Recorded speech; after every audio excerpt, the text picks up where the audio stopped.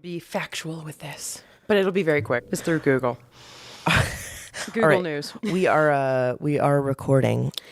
Hello and welcome to the first episode of our brand new show, The Crownening. The Crownening. The Crownening. I'm going to keep working on my accent throughout this series. Please bear with me.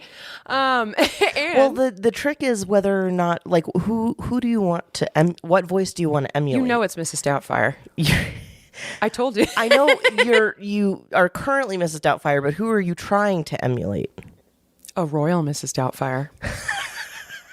I really want to be Mrs. Doubtfire. We can get you the fake big titties. Can you? Yeah. Okay, because I've never had You them can before. order them online. Oh, God. They are very popular I don't want that in my purchase history. Anyway. Drag queens get them all the time. They Well, get true. huge tracts of land. Trucks of titties. Tracts of land. Tracts of titties. Yeah. Well, anyway, I forgot to introduce ourselves. Hello, if you've not heard us before. My name is Hannah, and I am joined by my lovely co-host, Miss Lauren. Hello. What is up? She does. She wants to know what's up. Guys, tell her what's up. The ceiling's up. The ceiling is up. Good Yep. job. Well, anyway, we are a podcast where we're going to be watching every episode of The Crown now on Netflix, now that it is all out and done. And we will be having laughs, crying a little bit over some people on the show. Oh, God. We're going to be doing that. It's going to Yeah. happen. And we're going to kind of discuss. And we're just two Americans who don't know shit about the royal family. So actually, here's the deal. Okay. I've watched the first 5 seasons of Yes. The Crown. So Me too. But that's pretty much the only context I have for this show or for this family, other than like I was around when Kate and William got married, and That I was a big around deal. when Meghan and Harry got married. Like I saw those big things happen, and I kind of witnessed the funeral, but like that's the only context I have and what you're about to tell us. But I don't like know the actual specifics of the family. So I don't know how accurate this show is as far as like what are the things that are happening here. And that is something it's really important for everyone to know. And even for myself, I have to remind myself sometimes that this show is historical fiction. It is based off real events. A lot of the big events that happen in the show, like the IRA bombing and like all of that stuff. Yeah. And no, I mean, spoilers, of course, for this series. But, you know, if you know anything about the royal family, you should know some of these big events. Yeah, like the yeah. historical events that are well documented and that kind of stuff. Yes, like those are accurate. Those events actually happen, but the conversations that we're going to talk about in the show are Like, widely known as fiction. Because not inferred. What's not implied? What's the word I'm thinking of? They like imagined based on what they did know about the people from the royal family. You know, each member and what That's they did inferring. know. It's inferring. Yeah, they're kind of like guessing. it's an educated guess based on guess. what was happening with them at the time, what types of struggles they were dealing with. Exactly. I watched through season 1 so that I could be prepared and not cry again. Because Dude, I cry every time. oh my God, some of those episodes get so emotional. But there's like a moment I think in episode 3, and it took my breath away. I was like, oh, holy fuck, this is such good acting. And that's something to know about this show. My God, the writing, the acting, and the cinematography work in tandem to really, chef's kiss. Now, a little background about me and the royal family. They don't know me, but my mom... Zombie Hannah Moses is about to talk to us about the fact that she does know about the royal family. I do. While I am ignorant of the royal family, Hannah is rather more educated and informed about what is actually happening and what went on. Yeah. To an extent. All right. So my knowledge of the royal family of the United Kingdom, of Britain, it started with a trip my parents took me on. Part of that trip was going to be in London. So we get into London, we get off the tube, and my mom is like trying to fit her bag through this thing, which I don't get why they made you put a bag through this little like doggy door. Okay. But it got stuck, and she like went around the corner with me to like talk to somebody. And there was the queen. No, that'd be way more interesting. Here comes my disappointing stories again. you listen to the Patreon, you might know about that. Oh my God. But no, we came back. The bag was gone, and it had our passports in it, medication. We've talked about this story before. Yes. Yes. Said, Okay. you so told that's this story. yeah, and it's the reason is because So you my have mom. time to kill because you didn't have anything. Yeah, we were in the embassy a lot, so Yes. my mom felt bad, so she got me a lot of like books, and one of them I picked out was about it was Horrible Histories is the brand. Okay. I think they were big in the UK because they like BBC had like a lot of shows about it, but they had one about cruel kings and mean queens. So it started with William the Conqueror all the way up to Elizabeth II, and you learned about each monarch. Gotcha. And so I got really into it. I mean, I have this book still up in my room. It's literally read in half. It has no binding left. Damn, that is like an obsession. Did you watch The Tudors? Yeah, of course. Oh, I found that. I got into the first season, and I think season I lost 2 got hotter. I think I lost a subscription or something, so I stopped watching it because I wasn't paying for it. But What a hot show, by the way. But what's her name? She's in she's one of the princesses, and I think she plays Anne Boleyn. Oh, it's Natalie Dormer, my girl crush of all time. Oh my God, she's so hot. We're holding hands, Yes. guys. We really love this woman. We're holding hands. Yes, Natalie Dormer. We will start the cult of Natalie all hail Dormer. Queen Natalie Yes. Dormer, because Queen Natalie. she's fucking amazing. She is in one of the hottest, well, to me at least, she's in one of like the hottest music videos I've ever seen. She's in a music video? Oh yeah. So Hosier, the singer, Yeah? his song "Somebody New." No. Sorry, I just did not know this. This is the reaction everyone hopes for, and her face is 100% genuine. Because I love this woman. No. No. Yeah, she's basically, the whole song is like every little thing that makes you just kind of a weird human being is what makes me like fall in love with new people. Oh, the thing you want every everyone day. to tell you. Go, I know that's really weird, but it's kind of hot. The lyric is, I fall in love just a little bit. I do know every the song. day with someone new. Ah. And it's for all of these little imperfections that make us perfect human beings. Yeah. But the music video is her just going about her life, but she sees like a person on a train or a person in a club, and she like imagines this whole life Oh, with my like God. this whole like, you know, cute little romantic story or like hot, passionate, very quick love affair or Probably something. going to look this up because this is also me. And then a it cuts little back bit. to her being alone, but it's like power Girl, of her get your grip. imagination. You don't know this man. as Stop she's trying to falling in love imagine with these marrying people. him. It's That's not me. just men. No, yeah. That's It's that's true. no, that's the part of the video. Oh yeah, true. Which is great. No, I did not know this, but yes, Queen Natalie Dormer in The Tudors, which is also historical fiction based on real events, but Yeah. way less accurate. No, it's about the sex, right? It's a lot more about the sex and the definitely about the relationships to sex. Henry. Like they had his sister because they skewed timelines because they made Henry young for so long. Sorry, everybody. I know you came here for the crown. We're going to finish up in just a second. So yes, I have a long history of learning about the royal family. Does not mean I always love them though. I can absolutely see where it is super outdated for the democracy I think a lot of places are trying to establish. They're trying to get out from under, like, you know, the Commonwealth is now starting to try to be like, nah, the Queen's not the head of our state. We have our own heads of state. Yeah. Jamaica did it.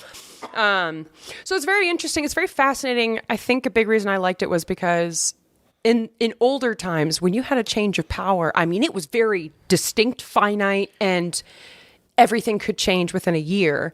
Whereas now, I think with, As a figurehead, she Yeah. doesn't have that much like authority over day-to-day changes. yeah, it's not quite the same. Yeah. Ever since, I want to say it was like King Charles the First.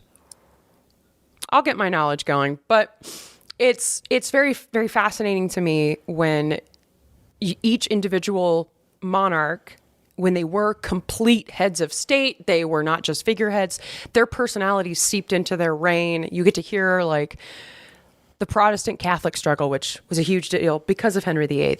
That was massive. And it still would ring true like to issues today. That like I just started watching Dairy Girls. Have you seen it? It's so good. But it's basically set in 90s Northern Ireland. And so there was like an entire episode where it was they are these girls at a Catholic school, and they're trying to get along with these boys from a Protestant school. Yeah. And they just hate each other. Gotcha. And they're just talking shit. And it's just like, there's still a Protestant Catholic schism. And it's just fascinating that started with one man's selfish desires. Anyway, welcome to the Crownening again. If you've tuned back in. We're getting focused now. So today, of course, we were starting with our pilot episode. Mm-hmm. That pilot episode, of course, aired. When did this start? I want to say 2016, 2017. I want to say, yeah, sometime around there. Oh, I almost forgot. Really quick, last stuff before the episode, royal news today. Oh, yes, royal news. Royal news This today. was why we wanted to record in the first place. Yes, well, yeah, sort of.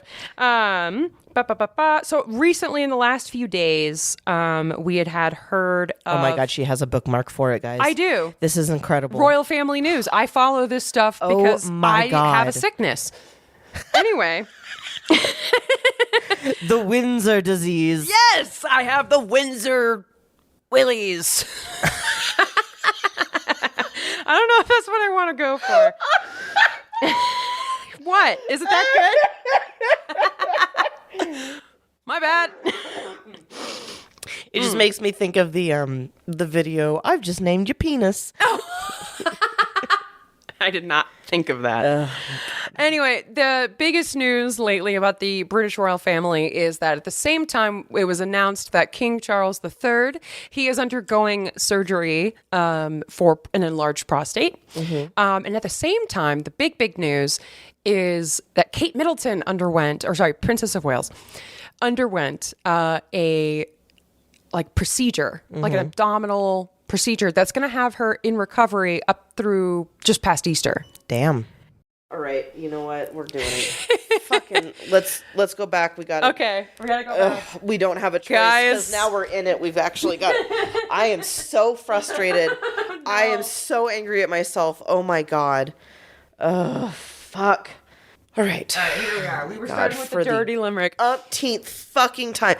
Guys, can we just say this episode is cursed. So cursed. This is the third time we have tried to watch through this episode. Well, second. This is the third. We're starting the third. Oh my God. Attempt.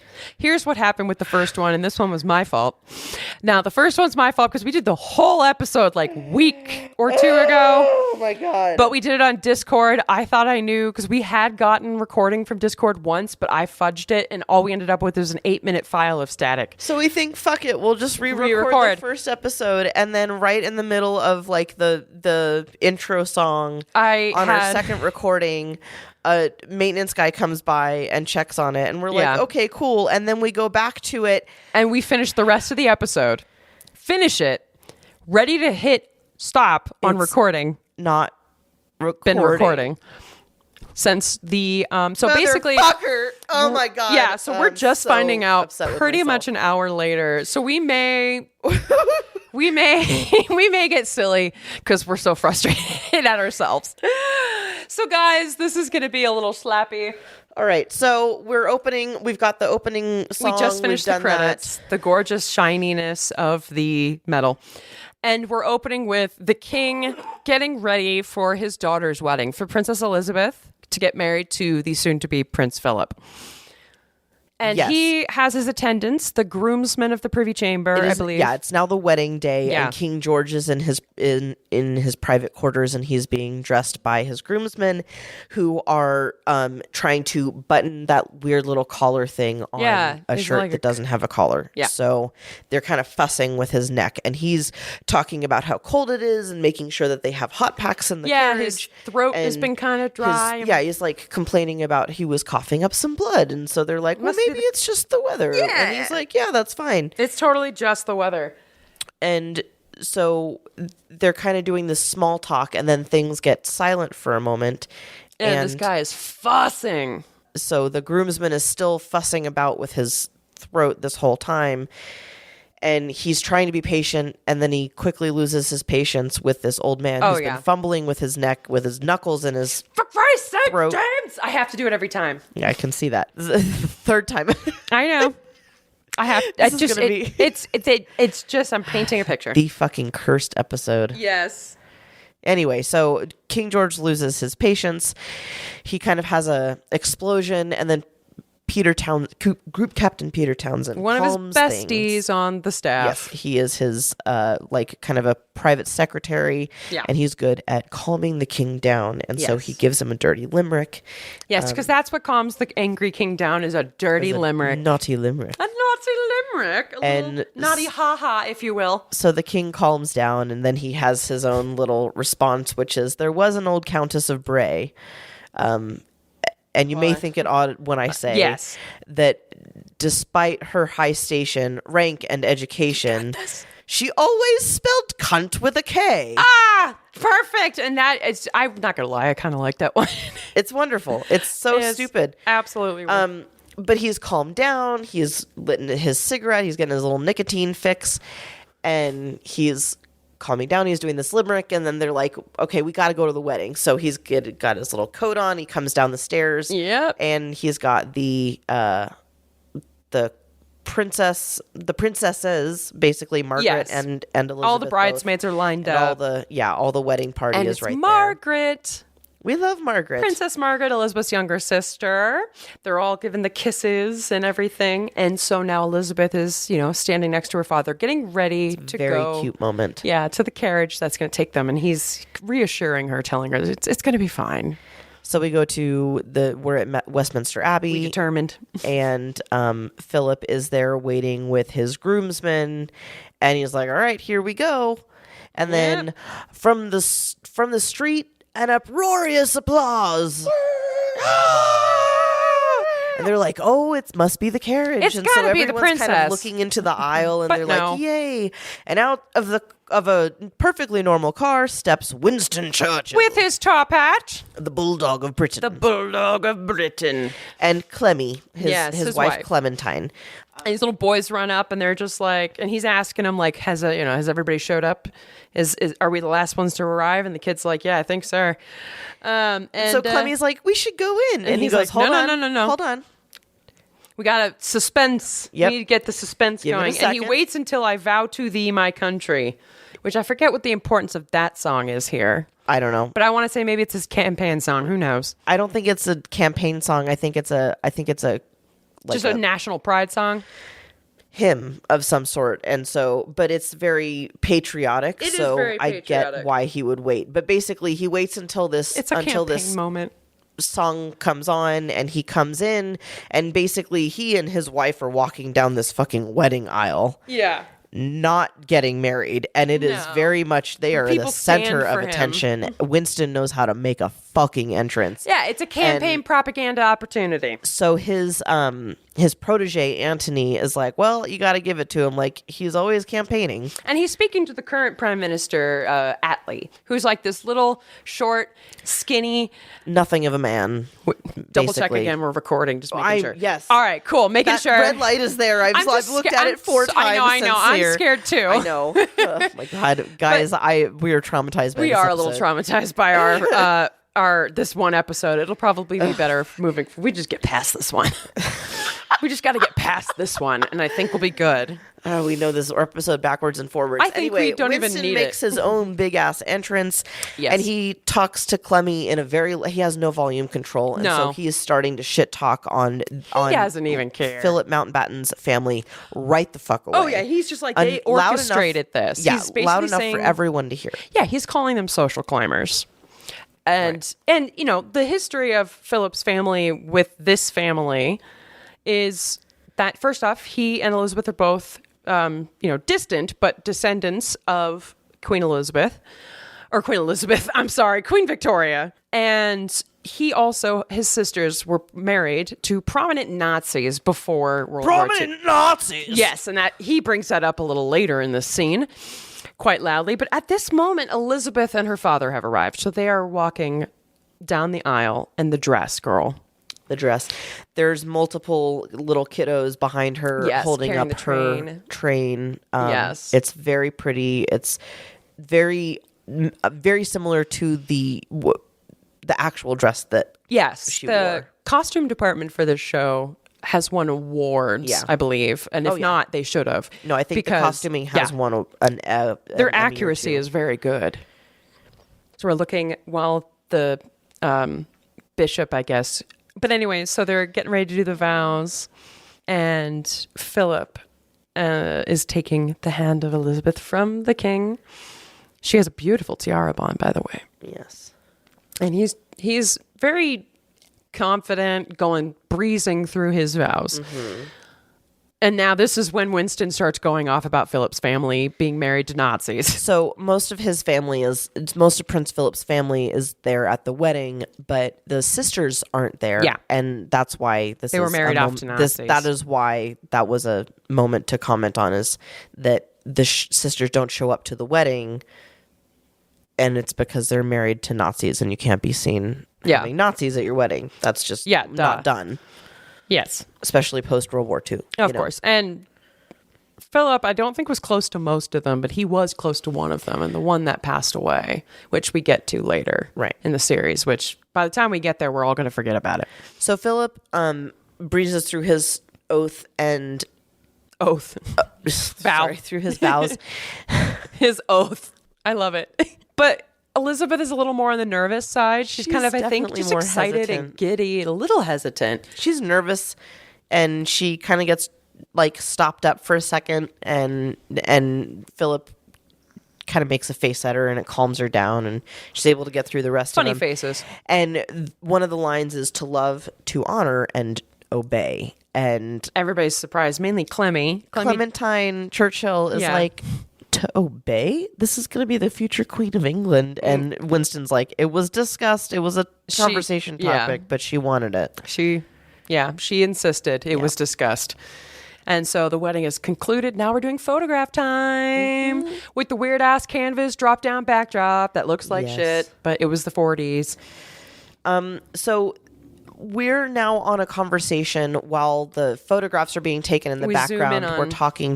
We're looking at the Queen Elizabeth and Queen Mary, the Queen Mother. And now, for confusion's sake, that is the King George VI, the main guy coughing. That's his wife, Queen Elizabeth, and then his mother, Queen Mary. Yes. Mother Mary. For clarity, and as a minor spoiler in the rest of the show. For giggles, of course. And for giggles, I'm going to be calling Queen Elizabeth Cookie. And you'll get it in a few episodes. You'll understand why. If you've already seen the show, then it's fine. Laugh along with us. Yes, but we're calling her Cookie. We're calling her Cookie. So Cookie's talking to Queen Mary, and they are talking about how... And Queen Mary's like, this was a brilliant move on Elizabeth's She's part. Impressed. And Cookie's like... What are you talking about? Like, it doesn't... She's a silly little girl. Yeah, she didn't do any of this. And she's like, no. You don't understand. She barely said a word, and she somehow orchestrated the love match marriage... That nobody supported. That nobody supported to a Greek family that... Has Nazi ties. That has Nazi ties in an age where we're not really supposed to be fostering these relationships with these families.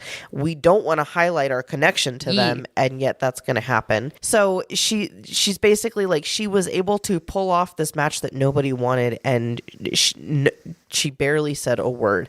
And the Queen's Cookie is like, you're overestimating her cleverness. Like, that she didn't do all of that on purpose. Queen Chips Ahoy. And Queen Mary is like, you're underestimating her. You don't know how clever she is. You're thinking too highly of her, and then her mother-in-law is like, you're not thinking highly enough of her. Right.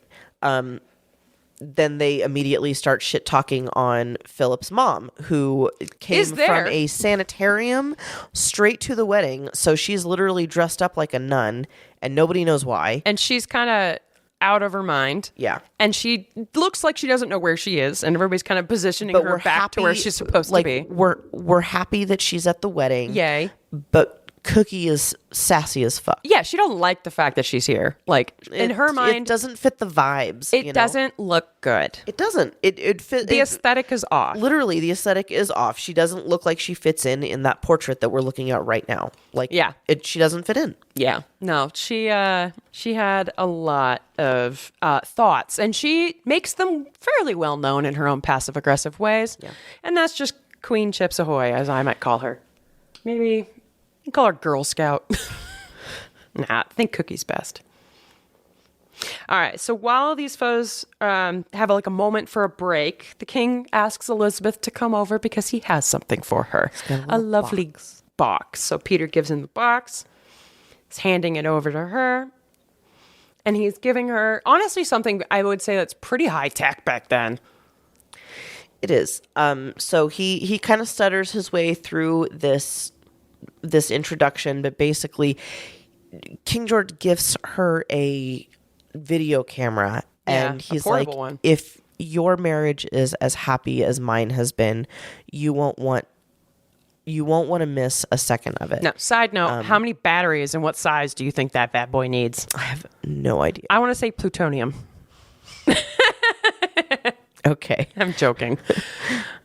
But it is very, very sweet moment. Very lovely gift, and really speaks highly of his marriage to Elizabeth. I'm very happy for that marriage, if that's really... I need to read more books about them, Elizabeth's parents. She calls him Bertie. So his real name is Albert. Yes. But his regal name is King George. Yes. The sixth. So we've been calling him King George, but since, she's the queen, since she's Cookie, she can call him Bertie, and I think that's a very it's cute so little sweet. nickname. Yeah. Bertie and Cookie. They're getting ready to go on the balcony, which, if any royal followers, people who know about the royal traditions, the big balcony scene is a big deal for senior working royals, and it's a very big moment. So everybody's shouting, "We want the king! We want the king!" He smokes a ciggy, and then he goes outside because this man is always smoking, and he's kind of nervous for some reason. Yeah. I think for the stuttering, and also his father was really, really hard on him, on both of his sons. But I can imagine as the second son, which is how George became king. We do dive a lot in this series, this first season, into the abdication that made him king. His older brother gave up the throne for love. And we'll get to that. I think this first season really does focus on the concept of love in the royal family. I think really you're right. It because we end the wedding scene, we end them on the balcony, and it cuts to 12 months later, and then it fast forwards, and so we get a little montage over the next few years of Elizabeth and Philip and their life as new parents. They they give birth to Charles. They have Anne. They're living in Malta. It's the early 50s, 1951ish, I think. Yep. Yeah. And they're hanging out in Malta, just being a rich royal family. She's living the idyllic princess life. I get to say it again. Go ahead. Row, you bastards! I'm sorry, it's one of the greatest moments because he's just looking great. Matt Smith is Prince Philip. They're on a rowing boat doing a rowing race. Yeah, they all look very good without their shirts on. They're looking great. In the Malta sun, in the Mediterranean, on the fucking gorgeous blue ocean. And for any Matt Smith fans, let me just get you excited. This is not even his peak. He gets even hotter. Anyway, moving on. Now it's the cocktail party to celebrate Prince Philip. He's getting a promotion. Now he's not just Lieutenant Mountbatten. He's Lieutenant Commander Mountbatten. Yes. So everybody's dressed to the nines. We've got some nice glove moments.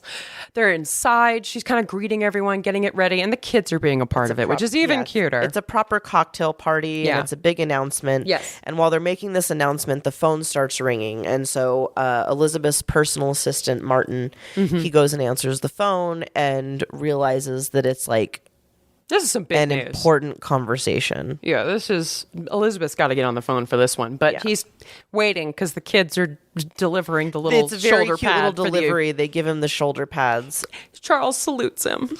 It's just with his cute little big ears. Oh my God, his little sailor suit. I know. Her little sailor dress is so cute with the little shoes. Sorry, that's just adorable. Kids are so fucking cute in this. Oh my God. Oh God, when kids used to get dressed up in these cute little clothes. I mean, kids do now too, but it's just a different vibe. The kids that I see at my lessons come in and kid fashion is so funny to me. Yeah. Oh my gosh. And some of their little shoes, I just want to squeal and be like, oh my God, it's so cute and small. Especially the little ones, the little 2 and 3 year old ones that have just the little sandals. When they come up to get a little like cup of whipped cream at Starbucks. Oh my God. They're so cute. Anyway, off of the cuteness and onto the serious stuff. So the phone call ends up being a very serious phone call. So we cut over to Buckingham Palace and so Elizabeth and Philip, they come right back as soon as they can because King George is in operation. They've cleared out a big room and sterilized it for a surgical suite. Yes. And they are taking out one of his two lungs. They're snipping it out, and it is blotchy and looks horrible and gray and just it looks big. I don't know if that's just lungs in general. Yes, lungs are huge. They're absolutely. I mean, they're like this big on each side. They're Thank huge. you. Now I know something more. And it's just big, and it's just an entire half of that gone. So the Elizabeth and Philip come in, they hand their kids off to the nanny, and they go up and see the family as they're all waiting and drinking and smoking and basically just probably drunk into an oblivion for fear of their husband and father and son. His mom was definitely down in a lot. She was going for it. She needed, I think, that moment, which I get. I cannot imagine how terrifying that must be as a mother. Stressed about her son. I have no children. I have no idea. But yeah, the poor kid, poor Charles was like, "Where's Grandpapa?" Just sorry, kid. Go to the nanny. We'll talk later. So she comes in, and before she is able to basically embrace her mom or her grandma, she has to bow to them. She has to bow to Queen Elizabeth. Rank first. She has to bow to Queen Mary. Then family. And then family, right? Yeah. Which is, it's that rigidity of tradition. They're big on tradition crown in that before family. The family, right? Yeah, that royal system loves a good tradition. So they're all hanging out, and the surgeon comes in, and the surgery has finished up, and he comes in with a very worried look on his face, but he says that the procedure went well. His face does not match his words. Yeah, he says the surgery went well, and the king is in recovery, and it's satisfactory. His condition is satisfactory. He used some very chosen words here. Yes, and then he just hurries out with a weird face on it, and Philip takes a look. He's picking up some signs here, so he goes and checks out the surgery room that was probably a ballroom with who knows how many germs in there. And he's kind of looking as they clean up, and he's seeing this wasn't just any old procedure. And it wasn't even just a minor or moderate. This was a big surgery. Yeah. And, there's that lung. They're just, oof. They've got the lung out on a table. And props department did a great job on that. Yeah. They're wrapping it up in newspaper. I wonder what it was really made of. Probably cow lung or something. Oh, I guess I didn't even think about animal parts. So this kind of gives a little weight to what I think. I think Philip kind of knew. I think he had a little more mental warning that the crown was going to shift to his wife, probably sooner than Elizabeth was mentally prepared to accept. I think to a certain extent he kind of knew what was coming. Right. So we fast forward in time a little bit. It's been about 5 weeks, and we kind of see this little royal procession of the butlers and the doormen and the dressers and whatever. Yeah. They're bringing the breakfast into the royal family. So they open up all the curtains, and they're kind of preparing their room. A living alarm clock. So symbolically, since this is kind of moving forward in time, whatever, we're seeing the victory speech of Winston Churchill as he is voted into being a prime minister again. Yes. Prime minister. Yes. I hope Which that reads. John Lithgow does an absolutely phenomenal job of this. We tried to record this twice before, and we went on and on and on about goddamn John Lithgow and how wonderful he is at this goddamn role. Can you believe it's the same actor who played a weird alien professor on Third Rock from the Sun in the 90s? Oh, absolutely. It's insane, this man's career. He's also an author. Yeah. I know, it's amazing. He also played an incredibly good serial killer in Dexter. His character was just fascinating. I forgot about that. No, he's a great actor. He has range, my friends. Yeah. Absolute range with this man. So he is given his speech, and then we cut over to him in, his little everybody's timeline. party is he's like, coming woo! in, and he's coming in, and You won. yeah. So we're now in the office with Winston, and he and one of his, I think the same surgeon that No, it's actually a different surgeon. It's a different physician. He's having his personal physician look at a report, I think so, that has been given to the prime minister after George's surgery. I imagine sorry. So he's looking at this report, and he's basically saying like, hey, I read this report and there's missing information, but they do say this term called structural alterations. Can you tell me what that is? And so this doctor is looking at the paperwork, and he's like, structural alterations is the word that you say when you don't want to say the word that you need to be saying, which is a tumor. Yeah, and the big Winston's C. like, interesting. And now we're cutting over right after that scene to the king, now getting dolled up with makeup because they need to make him look not tired, not sick, gaunt, and, trying to make sure that they put on the idea that everything is going great. Yeah. Everything's good. His recovery was a miracle. Right. And he, he's got his color back. He's got his health back, all this stuff. And see that blushing? That's my body doing that because it's doing so well. Right. So we can see that like the king is recovering, but also still very much suffering from something. Like he's better, but he ain't better. Yeah. Like we just gotta make everything look fine. So the news people are outside. They're taking like umpteen photographs. Churchill's showing up for his first meeting as the new prime minister again. And so he's getting ready back to meet up with his old friend, the king, Albie, the Bertster. I'll stop. No, you're fine. So someone brings in an armchair, and the king's like, nah, he ain't gonna need it. Don't worry about it. And so they're like, okay, cool. So Winston comes in, and they do the formal introductions, and I'm would like to congratulate you, and I would like you to form a government in my name, which is pretty much the job of the prime minister. Yeah. It's a very symbolic but it's like, gesture. Because he's the king, he still has to be like, well, you're going to be in government, but it's in my name. Yes. And personally, he's very excited because Winston and King George are buddies for Would it be wrong many of years. me to tell you how happy I am you won? Basically, he's like, is it okay if I say, like, fuck yeah, awesome. you're here. Fuck yeah, you won. Yeah. And they're talking about the previous prime minister, Attlee, so about how he got ousted. And maybe a little reason why would be that maybe he has no personality or presence whatsoever. He's not a very strong-willed man. The king kind of is I'm really happy that, I loved meeting with Mr. Attlee, but like nice. as a friend, as a companion. Nah. And Winston kind of finishes the sentence basically by saying like, an empty taxi pulled up to the Commons and Mr. Attlee got out, which is a very Winston, very funny way of saying he has zero personality. Yeah, no presence, no nothing. Right.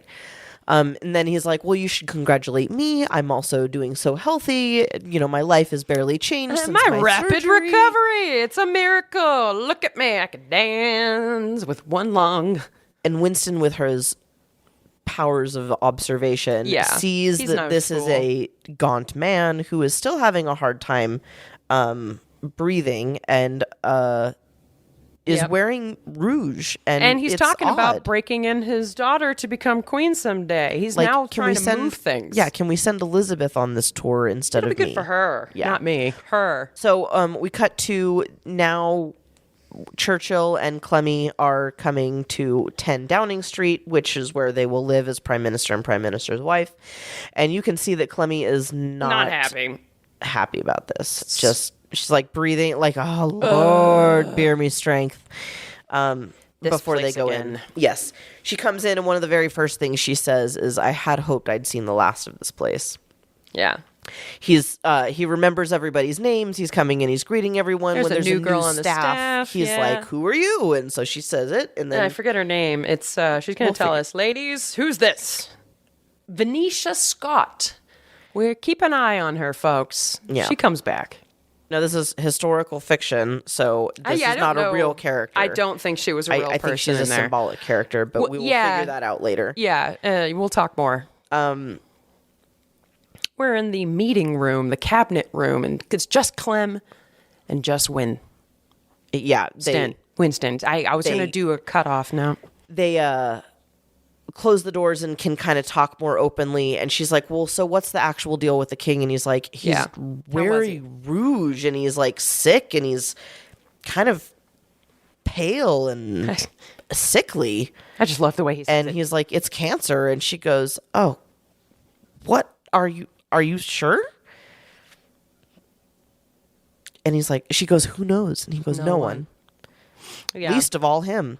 Yeah, it seems like the king wasn't even told how bad it is. Mm-hmm. That's a huge fucking problem. Yeah, he hasn't been informed about his own health, which we kind of noticed when the surgeon wouldn't say further things. He was like, procedure went well. Satisfactory. I'm out. Yeah, I'm gonna zip my lip now. Yep.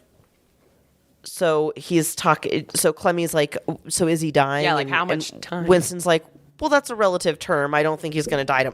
I don't think he's going to die tomorrow, but I think he's got long. Short amount of time. Clemmy's like, is he going to be able to rule much longer? Like, this is a bad situation. Yeah. And are you going to be able to handle this, Winston? Yeah. That's a lot of energy should you for you to even expend. Be in charge because you are old and sickly. You're getting up there, my bud. Yeah. And Winston's like, well, I would resign, but she needs me. And he infers it is Princess Elizabeth. She needs me. She needs me to help guide her into the role that she's going to be doing, which is leadership. Right.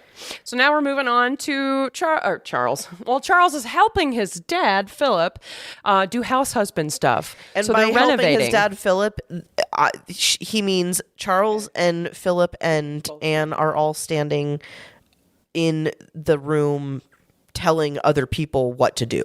Not doing anything themselves. Right. Yeah. All right. So now she's going off to lunch or breakfast or something, a brunch with her mom and sister, the Queen Elizabeth, Cookie. Yeah. And Margaret. And so Cookie has called for Peter Townsend to come in so she can ask him a quick question about Christmas. Group captain. At Sandringham. At Sandringham. Yes. Group Captain Peter Townsend. Elizabeth talking to her mom and her sister about how much they love living at Clarence's house and how opinionated Philip is about the updates to the house. Yeah, the modernization. He's taken full control of the project, that's for sure. And so Cookie asks Peter after he showed up, hey, do you think it would do, is the king ready to go to Sandringham? We'd love to have Christmas there. He thinks yes. Yes, he's doing great. And then Margaret's like, what about you, Peter? Are you coming? Yeah, she says it almost as an aside, like, you're coming to Christmas. Yeah, she doesn't even want to look at him directly when she asks. And Elizabeth notices. But Cookie is like, obviously, he wants to spend Christmas with his family. Yeah. And then Margaret kind of pushes it. She's like, but Daddy relies on him. And so Cookie's like, okay, well, yeah, that does make sense. Sure. Just, you figure it out. Yeah, if your wife is okay with it, you can go. Margaret's like, I know I wouldn't be okay with it, though. Yeah, Margaret's being very defensive about her asking him to come. Yeah. And Cookie leaves, and Elizabeth. Yeah, Cookie leaves, and Elizabeth's like, I saw that. And Margaret does not deny it. Yeah. Well, don't tell anyone. It's just like, girl. Her eyes get light up. Yeah, I know. You must tell no one. And so she's saying that the public and, everybody thinks that I'm for some other guys, but they're just boys. She mentions Billy Wallace, who will come up later. She likes a man. Peter's a man. And Elizabeth's like, no. I know he's a man. Yeah, he's a married man. But he's also a married man. Yeah, exactly. So hint, hint, stop. Yeah. Now, I forget this man's name. Tommy Lascelles. Thank you. Tommy Lascelles and Cookie are this. They're like, Oh, yeah. I'm like double crossing my fingers. They are like tight Tommy knit. Lascelles is her little spy. Yes. Her very official little spy. Yes. They And are he's very- meddlers galore. Oh, yeah. But right now, we move past all of that to go to a very important conversation. The King, George, he has called in his physician to get a bit more information because he's still coughing up blood. So I thought we took care of that. And the doctor is saying, well, at the time, we thought we had gotten it, but we noticed that there were more structural alterations. We took out the one lung, but the other lung has some as well. Yeah. It's a tumor, sir. Like we got to say it. we can't dance around this anymore. Yeah. Yeah. It's a tumor. And so he's kind of having to give the hard truth, like the full hard truth to the king. And so the king's kind of taking it in. And he's like, we removed it. But there was more. There was more in the other one. Yeah. He's having to say it again. And so that there are significant blockages. And I guess those blockages are the tumors. Yeah. And so it's really sinking in for George, I think, that there's no getting away from it now. Now the question is, what do I do? First thing I do, light a cigarette. Second thing, ask the doctor a question. What do we do next? Yeah. And the doctor's like, excuse me? There's no next. Yeah. And I guess the doctor was like, I wanted to be upfront with you. Yeah, I wanted to tell you at the time of your surgery that this was going to be an issue, and it wasn't fixed at the time. But I was told that by people around the king that I should not say anything. So I said the bare minimum. Yeah. But I wanted to tell you. And that's why that face didn't match the words earlier. He was upset that he couldn't be forthright. So now the king has two questions. And the first is who knows? Like the full picture of what's going on. Yeah. And it looks like it's very minimal. It's the surgeons and the prime minister, maybe. Yeah. And that's it. That's it. So the family doesn't know. Yeah. Yeah. Cookie doesn't know. Queen. Cookie does Queen not. Mary doesn't know. No. Cookie didn't know. Cookie didn't know. I'm sorry. Really, really stupid reference. And this was so this was also something that you mentioned a lot last episode. Oh, I did. Was you would get very upset about the fact that we'd be talking about cancer, and then he would light up a cigarette. Yes. I know. I've given up on fighting it. I'm glad. I know. Because now we're not mentioning it any time. Because they didn't know. All the time. But we can bring attention to it now where we didn't. Yeah. He didn't know. Ads were saying they were healthy. Relationship between cigarettes and cancer, and so he's still smoking all the time because he's a smoker, and he doesn't realize that is just exacerbating the problem. I know. I guess I was just raised in these. I know for a fact they cause cancer. No, I get it. Yeah. So now we're going on this very sad, somber so train let's ride. Talk about the second question. So we talked about the first question, which was that he Who knows? And then the second question, he doesn't actually ever ask. The surgeon just knows what the question is, which is basically how long does he have? And he says, you've got months, maybe years, but more likely months. Yeah. And so now he's skipping forward. So they go to Clarendon Sandringham for Christmas, and he is having a very reflective journey on the train and in the car and all the way there. He's not talking to anybody. He's not doing anything. He's just sitting kind of pensive. And Philip notices this. Yeah. And so they show up. The whole town's excited because, obviously. And so he's just very pensive. He doesn't really, I think, know what to think because, he knows he's going into his last Christmas. I wonder if that's not also a lot of seasonal employment because they come in and they need a house staff there. So maybe it's like, okay, you're going to come in. We all know when you're coming in. Well, yeah, so the house staff knows the festivities around. But I think there's still a town around there that lives there full time. And but I would get say excited. Probably some of them have that part-time employment. Yeah, sure. Pick it up. I can imagine that. All right, so they're at Sandringham. They're having this Christmas party. They've got their little cocktails and are just having a great time. And in walk some Queen carolers. Mother has a cocktail as always. Everyone has a cocktail. Yeah, but she's got the big one.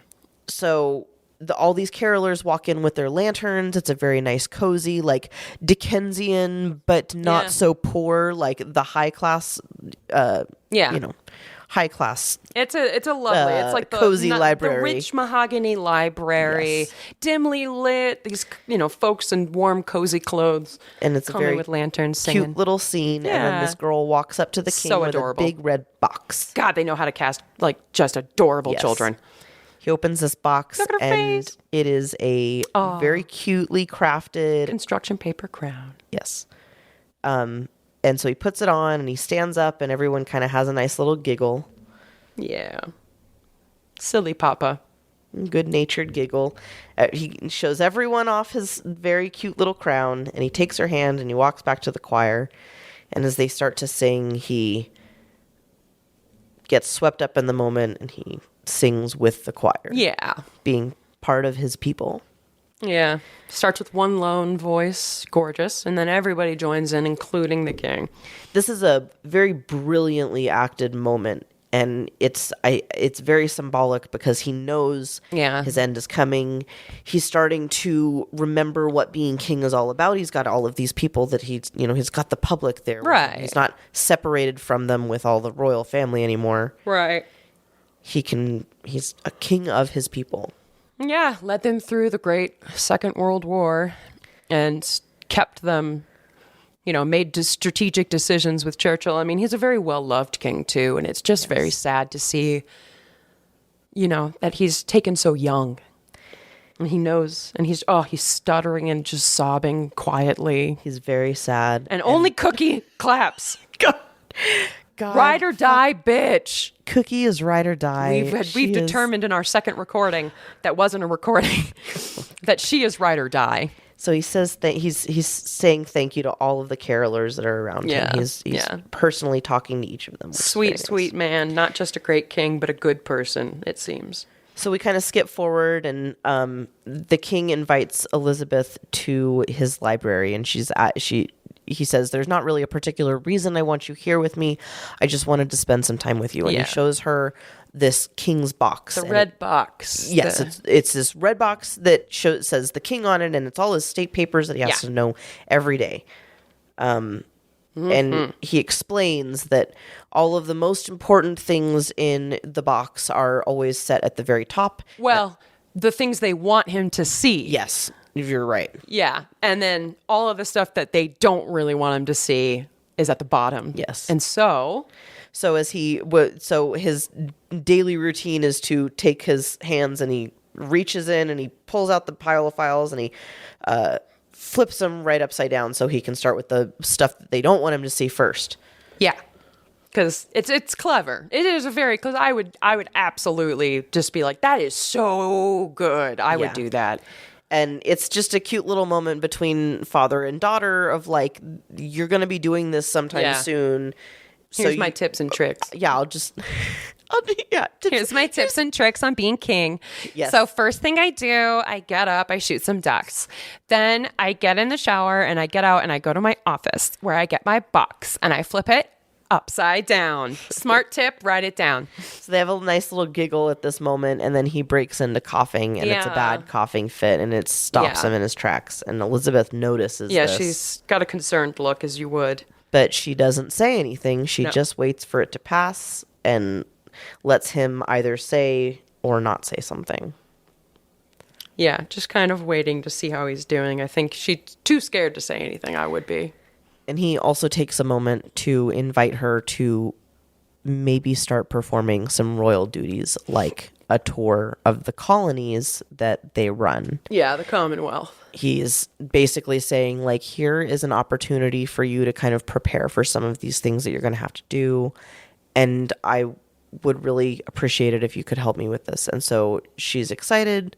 And it's like a tour of like Australia and Kenya and South Africa, I think. Yeah, wherever Ceylon is. Yeah, Bermuda. Yeah, like it's all over the place. It's a bunch of the colonies that they have imperialism have their fixes of the society. Yes. Basically. They must civilize these places as they think of it. And it's a self-congratulatory tour. Yeah. It's bullshit, but it has to be done in the royal starting pattern. in Kenya. Kenya. Yes. Kenya. And so the king, before he invites her to do this, he does take a moment. He's like, hey, that's Philip. You need to, like, I'm really lucky in that I have had Cookie to be my partner in this journey of being king. Yeah, you want Cookie on your side. She has been very supportive, and she has done things that are like, she's always been there for me whenever I've needed her. And I want to make sure that you have a partner like that. So how are things going with Philip? And she, not understanding the gravity of the moment, is like, oh, he's just so nitpicky about this or that at the remodel. It's switch is too high. Yeah. That handle's wrong. So she's showing her pragmatism of like, it's a handle. A handle is a handle is a handle. Like, it doesn't matter. But it's also showing his, like, he's working on this thing and it's a perfectionist thing, very controlling. And it's also another moment that the king sees that she doesn't even notice is going on is he sees the strife and discord in a marriage that can possibly ruin this because of Philip kind of just being dumb and selfish. And so he's kind of checking in on that too. And that her response was very telling to the king of like, interesting. Yeah, maybe I need to spend a little more time with him. So she's like, yeah, take him shooting. Yeah, he'll love to go shooting. So that's the plan. Yes. So now she goes back to Philip and goes, oh my God, we got this amazing offer to do this tour. Like, we're going to Bermuda and Ceylon and all these places. And he's like, that's how long is that going to be? Yeah. She's like, months. Probably a couple months. And he's like, but the kids, they're not going to see us. They're too young to notice. They're going to notice. By the way, they're going to notice. It's going to traumatize them or change them as a person for years, not seeing you for months. Yes. So he's obviously not super on board, but he reconsiders because she's kind of pushing it. It's for dad. Yeah, he knows he's like, what all it's right, for. fine. He's like, all right, let's do it. Fine. And then he's off to go play with the kids. I love how he goes, come on, let's go. It's just like the accent, so cute. You love Matt Smith so really much. do. So the next morning, we open on the king getting his breakfast, and he's coughing and coughing and coughing and coughing blood into his napkin. Yeah. And he puts it away in his decorative bloody tissue box. Yeah, he has this little box right next to the bed, and we see that it is one of like dozens of bloody tissues. Yeah.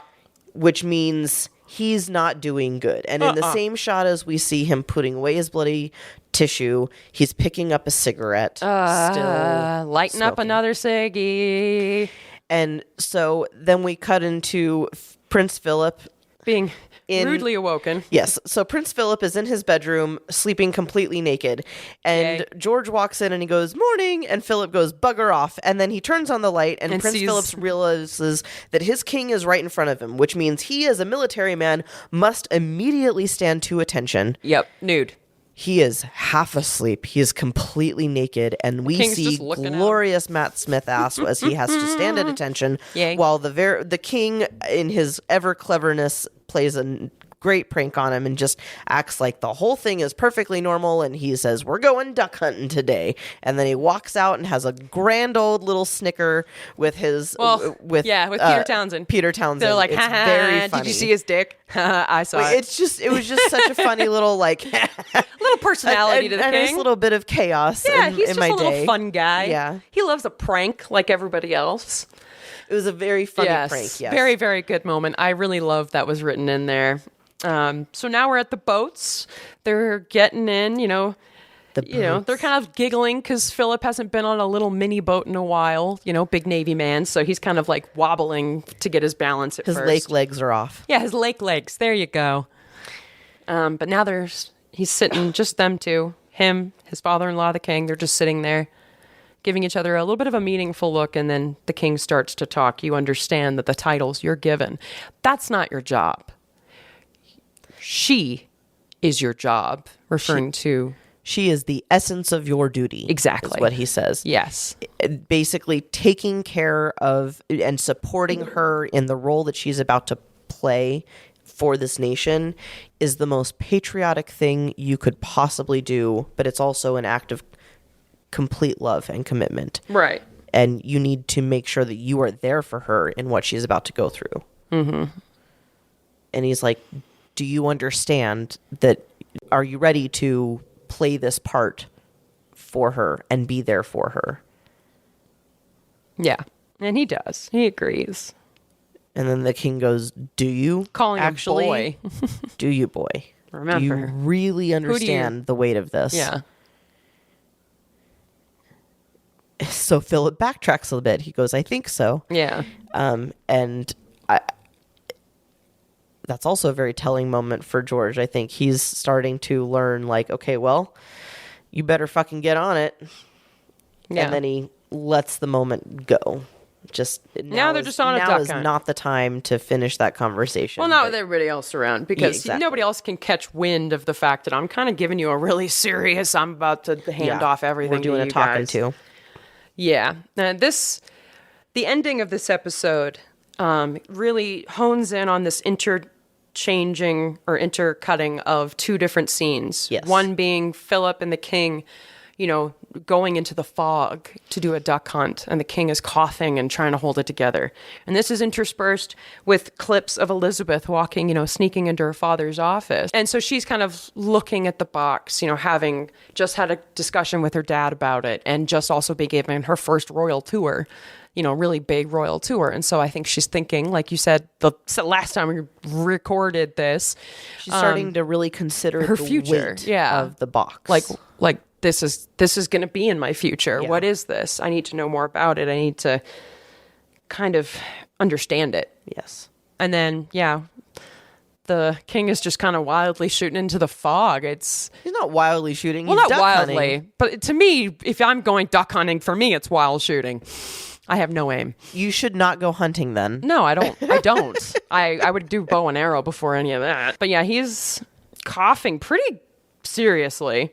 And the music, it's just like the theme where it's very, very intense all the way up to the end. And then it just goes out like a lamb, very quiet, very pensive, suspenseful. And it ends with, Elizabeth just kind of staring and taking it all in. And the men shooting. This entire show is very much about the long stretched out moments. Yes. Holding that tension, holding that moment. Yes. So that you can really consider the weight, because her job is about the weight of every decision. And I think they really want you to focus on that. Right. Well, and I also think it's very, very well done in those small moments. They say everything. Yeah. And it's so amazing.